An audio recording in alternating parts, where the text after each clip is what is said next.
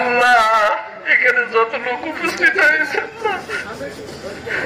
আল্লাহ সবাই জানে তোমার বাচ্চাটা খুব ভালো ছিল।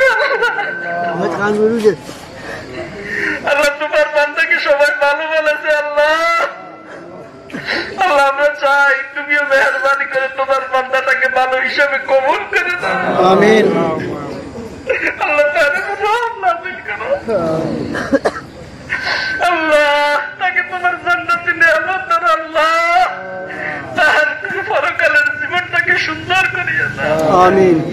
আল্লাহ তার পিতা হাত তুলেছে, ভাইয়েরা হাত তুলেছে, মা কাঁদতেছে। আল্লাহ এই কান্নারে ছিল আল্লাহ তোমার বাচ্চাকে তুমি মাফ করে দাও। আমিন।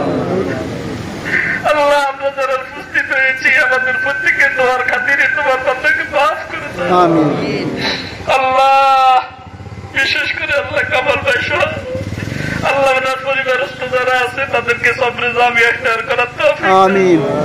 আল্লাহ সন্তানটা মাওলাকে দুর্ঘটনায় ইন্তেকাল করেছে। আল্লাহ তাকে শহীদ মৃত্যু তুমি দান করো। আল্লাহ তাকে শহীদ হিসেবে কবুল করে নাও। আল্লাহ শহীদ হিসেবে তোমার হাসরের ময়দানে উঠাই আল্লাহ শহীদ হিসেবে তার সাথে কবরে সেই রকম ব্যবহার করি আল্লাহ। আল্লাহ তার পরিবারস্থ সবাইকে সবরে জামিয়া ইখতিয়ার করার তৌফিক দিও। আমিন।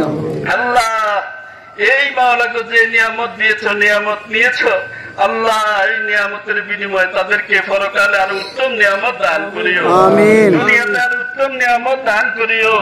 আল্লাহ তাদের মনের যত নেক মাকাসুদ আছে পূর্ণ করে দিও, যত সমস্যা আছে দূর করে দিও।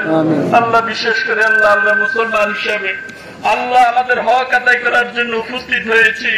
আমাদের এই হক আদায়কে তুমি কবুল করো। আল্লাহ রসুল আমাদেরকে মাফ করো। আল্লাহ আমাদের সবাইকে মাফ করো। আল্লাহ আমাদের সকলের অন্তরে তোমার এবং তোমার হাবিবের মুহাব্বত সৃষ্টি করে দাও। আল্লাহ কবরের পুঁজি দুনিয়াতে থাকিয়ে অর্জন করার সুযোগ করে দাও। আল্লাহ আমাদের সবাইকে দ্বীনে হকের উপর চলার তৌফিক দাও।